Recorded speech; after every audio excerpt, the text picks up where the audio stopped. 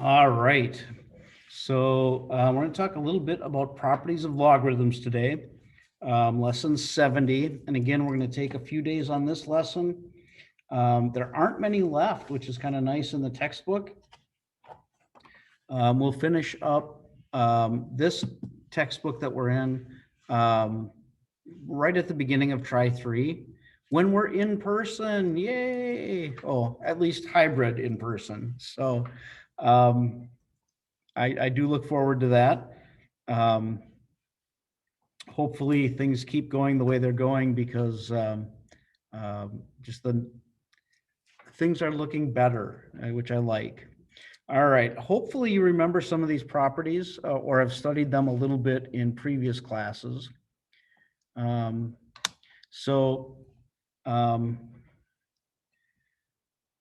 the big three,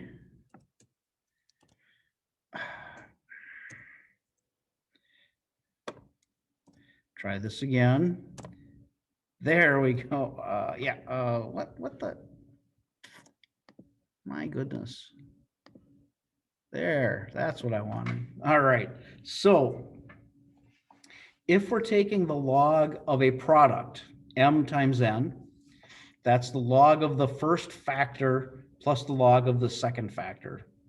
Again, hopefully that's one you're used to and familiar with.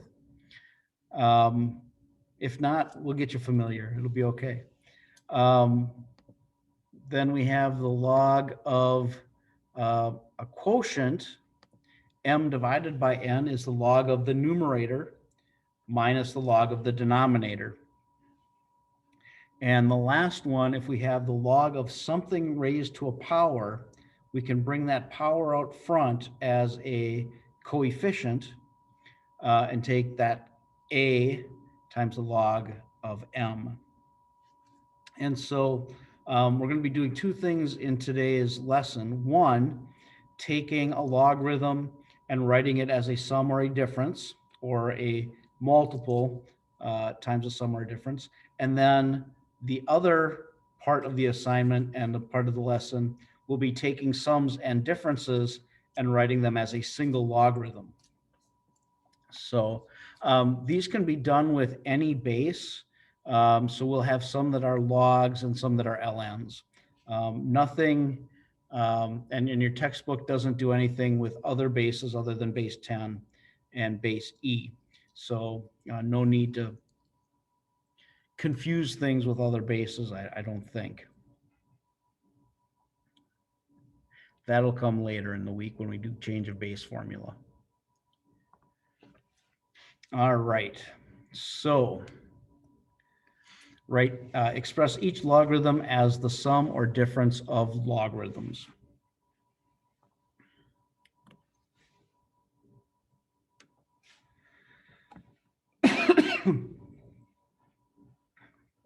So, I'm going to just go kind of step by step as we go through this. Obviously, I think when you get real comfortable, you could probably go from the written logarithm to the answer without any of the intermediate. I think you'll be okay with that. But humor me. This is the same as the log of a squared plus the log of b.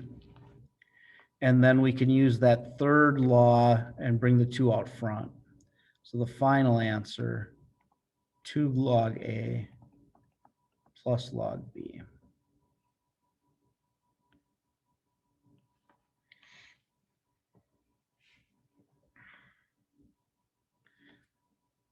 All right.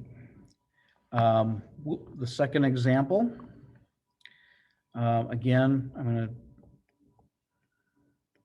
log a squared plus log b minus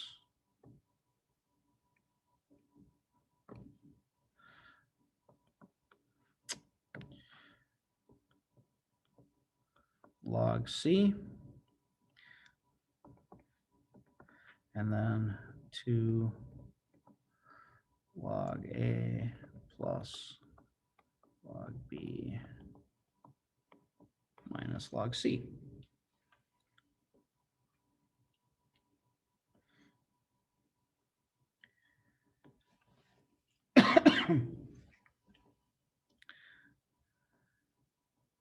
This third one, I just wanted to look at, well, what happens if we have multiple things in the denominator?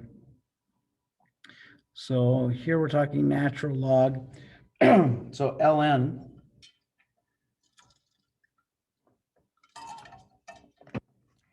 of c,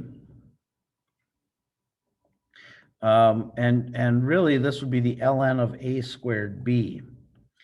But we can rewrite that. And the key here, ln of a squared plus the ln of b.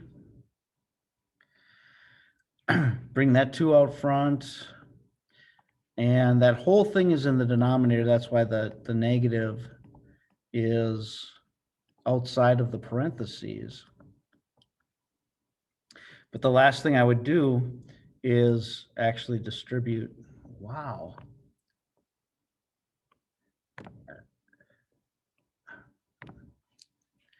ln of c minus 2 ln a minus ln b. Should put equal signs here.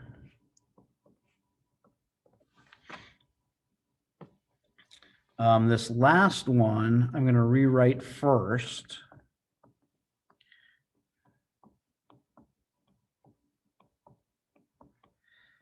The square root is the same as the 1/2 power. I think we talked about that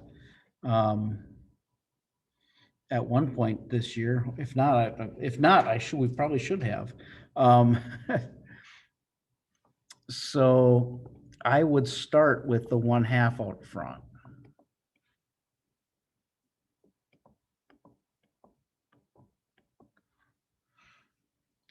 And then, as I said, I think for most of these, you probably are going to go right to this.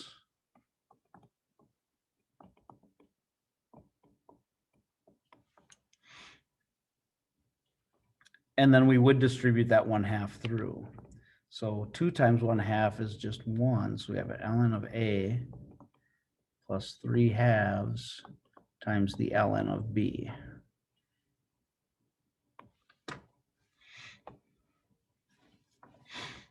So that's taking a single logarithm and writing it as sums or differences, which can be helpful if you have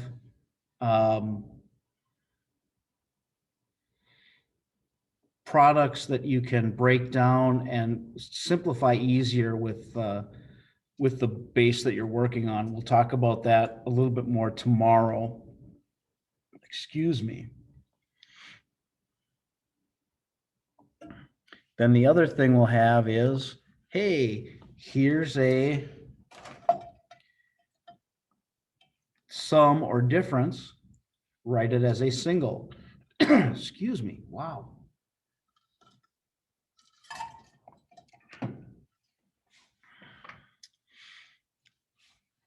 And it works just kind of backward from what we did before. Take any coefficients, bring them in as powers.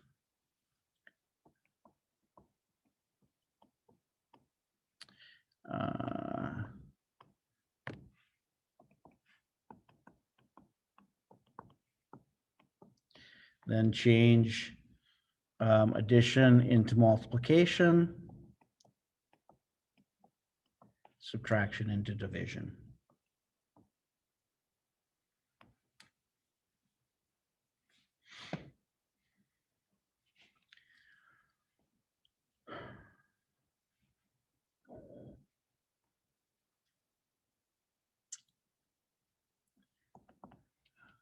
One half log 4y minus log z cubed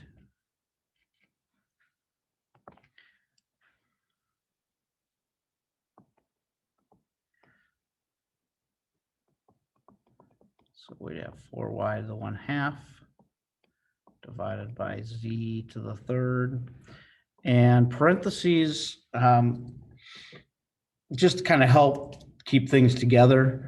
And you could, if you wanted, if you don't like that 1/2 power, you could do the square root of 4y over z cubed. Either of those two would be okay. They'd be the same. This last one, see if we can do it as one step. Just bam, get it done. So log the 3x would give, that's g, not a y, would give us an x cubed. The minus log y would put y in the denominator. The plus 2z would put z squared in the numerator. So just be careful. This minus isn't subtracting the whole thing. It's just subtracting that one term. No one would ever try to trick you with something like that, would they? All right. And that's it. That's what your assignment is going to be. So if you're comfortable with this, awesome. If you're not, you will be. So page 493, 1 through 8 on 70 part A, which is taking the logarithm, writing it as the sum or difference of logarithms. And part B, 1 through 8, taking the sums and differences and writing them as a single logarithm.